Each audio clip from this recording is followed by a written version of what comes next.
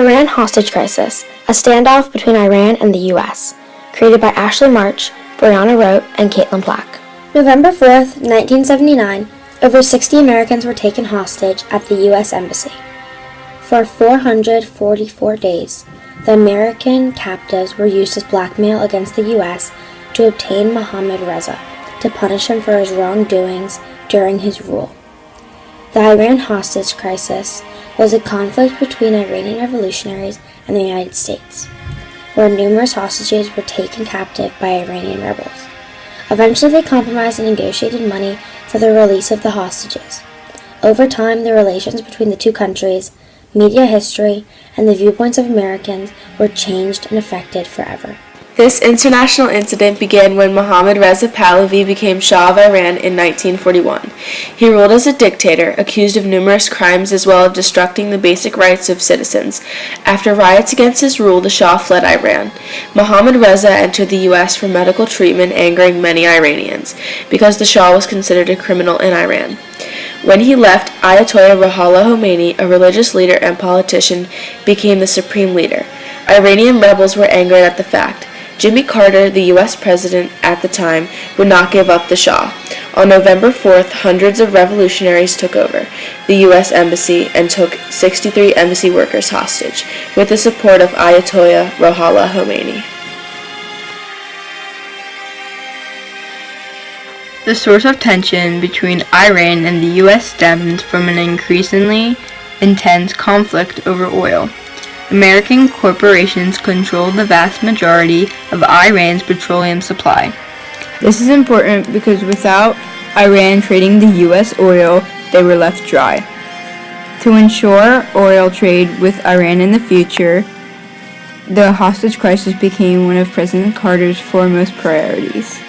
In April of 1980, Carter became frustrated with the slow-moving pace of diplomacy, meaning he tried negotiating, and started planning a risky rescue operation called Operation Eagle Claw. A severe storm took place the day of the rescue mission, resulting in 8 servicemen casualties, and Operation Eagle Claw was aborted.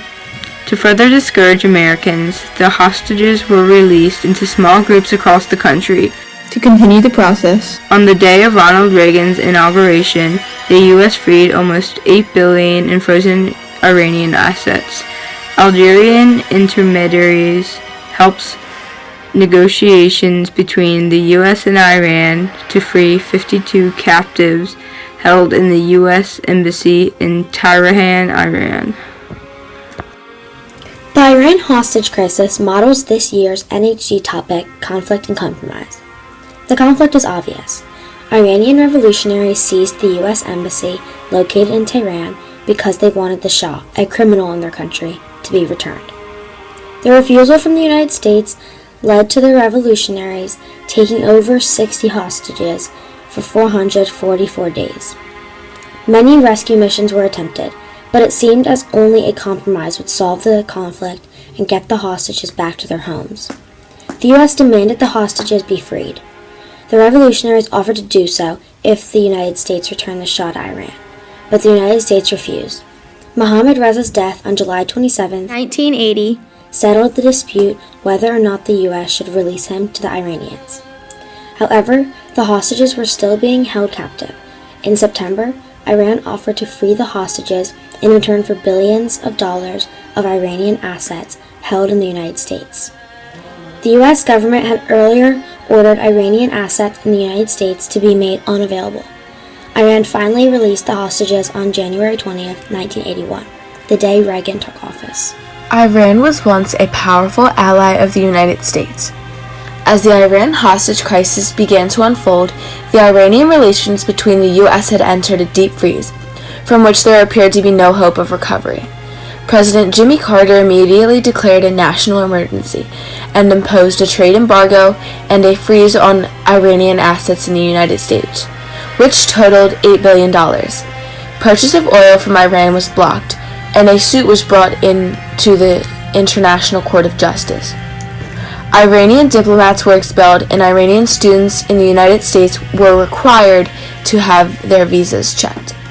As a result of the crisis, the U.S. lost trust and all respect for Iran. The bonds between Iran and the United States were forever broken. The United States and many other countries still consider Iran a rogue nation, meaning it is a nation that ignores international law and supports terrorism.